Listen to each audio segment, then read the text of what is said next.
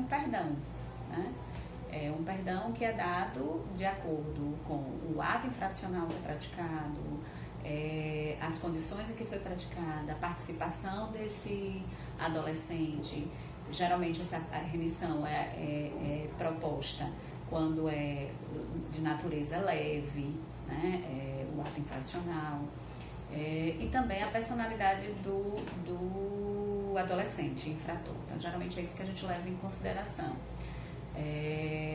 Esse perdão, né, essa remissão, quando proposta pelo Ministério Público, é anterior à representação, e também no curso do processo pode ser aplicada a remissão pelo juiz, né, ouvido o Ministério Público. Mas como meninos ou meninas receberem a remissão? Olha, a remissão é uma medida que nós temos uma divisão muito grande na questão do sexo. Então, hoje, digamos que se existir um número um pouco maior, seria de meninos, mas nós temos hoje também em Petrolina um número muito elevado de meninas sofrendo a medida da remissão.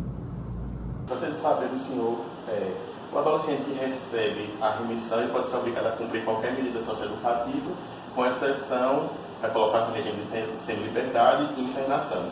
Dentre as medidas socioeducativas em meio aberto, quais são as mais utilizadas nos processos em que é concedida a remissão aqui na Vara? Bom, em primeiro lugar, precisa deixar claro que o Estatuto da Criança e do Adolescente estabelece 4 medidas socioeducativas a serem aplicadas aos adolescentes que cometem atos infracionais.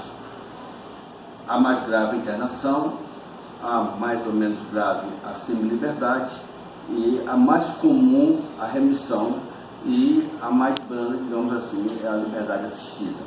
A remissão é aplicada naqueles casos em que o adolescente comete o ato infracional sem maiores gravidades.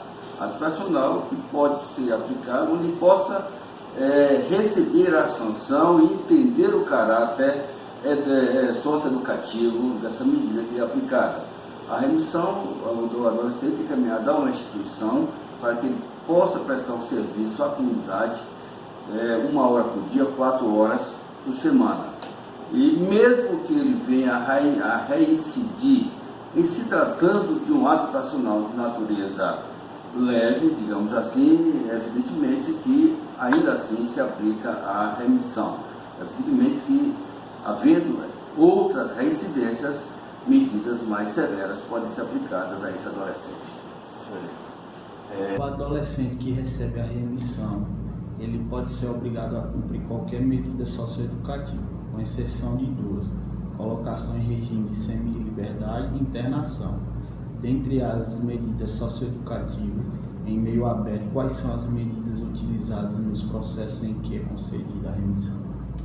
Bem, a remissão ela vem prevista no Estatuto, entre os artigos 126 a 128, e ela pode ser tanto concedida pelo Ministério Público, e aí seria a remissão ministerial, quanto concedida pelo juiz, e aí nós temos a remissão judicial. Ela, sem dúvidas, ela pode ser cumulada. A lei não cria nenhum óbice quanto a isso. E essa acumulação, ela ocorre com as medidas de meio aberto. Aqui em Petrolina, as medidas de remissão com cumulações, elas ocorrem geralmente com ou a liberdade assistida, ou geralmente com alguma medida também de protetiva, geralmente usando essa medida protetiva para tratar a questão da drogadição, porque muitos dos casos eles estão com envolvimento justamente na questão da droga. Então nós fazemos a concessão da remissão cumulada com o tratamento junto ao CAPSI. Quais são os critérios utilizados na hora de determinar a medida socioeducativa que será cumulada com a remissão para os adolescentes? Então, na remissão existem algumas possibilidades. Remissão cumulada com advertência, remissão cumulada com liberdade assistida, prestação de serviço à comunidade. E o que é levado em conta, além da gravidade do ato infracional, que geralmente os casos de remissão são atos infracionais de natureza mais leve, é verificada também se o adolescente já praticou algum outro auto infracional, se, caso ele tenha praticado, se ele já cumpriu alguma outra medida. Então, é levado em conta de forma gradativa. Tipo, primeiro a advertência, depois a prestação de serviço à comunidade, se ele não cumpriu. Então, é levado em conta esses fatores. Tanto a gravidade do fato, quanto os antecedentes do adolescente. Os critérios utilizados para a aplicação de medidas que podem ser cumuladas com a remissão. Base no mesmo que eu falei para quando a gente aplica a remissão. Então, a gente analisa, geralmente, mais ainda a personalidade, né? O ato, mas principalmente a personalidade. Por exemplo, o uso de drogas. Em regra, eu peço a remissão acumulada com o tratamento, né? Já pensando nesse tratamento para esse adolescente, para evitar entrar e praticar outros atos infracionais, ser tratado para que possa sair, tenha a condição de sair do mundo das drogas. Basicamente é o ato infracional e principalmente a personalidade do adolescente infrator. Tem dois tipos de remissão. A remissão própria, que é oferecida pelo Ministério Público, e a remissão imprópria, que é quando é oferecido perdão ao adolescente, mas com a imposição de que ele cumpra alguma medida socioeducativa. É indispensável o consentimento do adolescente, do seu responsável, além da assistência jurídica do advogado do defensor público. É comum ocorrer a recusa da proposta de remissão por parte do adolescente.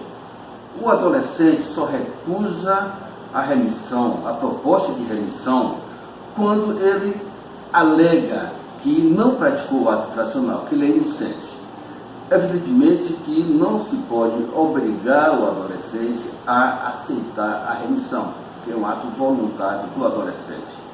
A lei, o ECA, impõe que o adolescente, que seja apresentado ao adolescente e que esse adolescente esteja acompanhado do seu defensor, do seu advogado, e se não tem o advogado do defensor público, para que o defensor, o advogado, diga ao adolescente se é vantajoso ou não ele aceitar a remissão.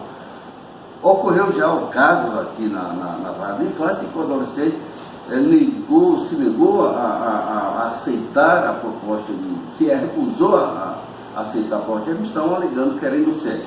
Olha, evidentemente que ainda assim esse adolescente pode se instaurar o procedimento para que no curso da instrução do processo se averigue se efetivamente essa inocência alegada pelo adolescente ela se caracteriza. Evidentemente que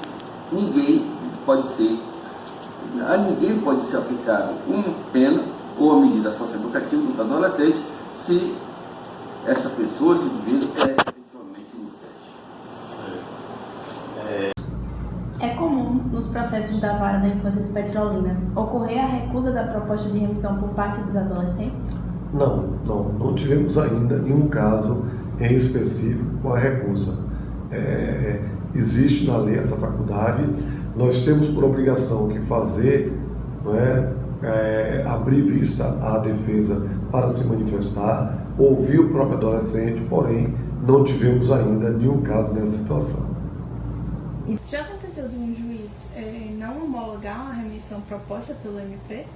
Desde que eu estou atuando na infância comigo, eu não tenho conhecimento, né? Até porque a gente acaba tendo um entendimento muito parecido, né? No meu caso e no caso do Dr. Marcos Bacelar. A gente tem o mesmo entendimento, basicamente, com relação à aplicação da remissão. Mas, se acontecer, que pode vir a acontecer, é encaminhado para o procurador, para que o procurador decida se ele mesmo vai representar ou se ele tem o mesmo entendimento do promotor pela aplicação da remissão, ou então ele nomeia algum promotor para que possa fazer a representação. Uma dessas três alternativas. Mas nunca aconteceu, que eu tenha conhecimento aqui em Petrolina, não aconteceu.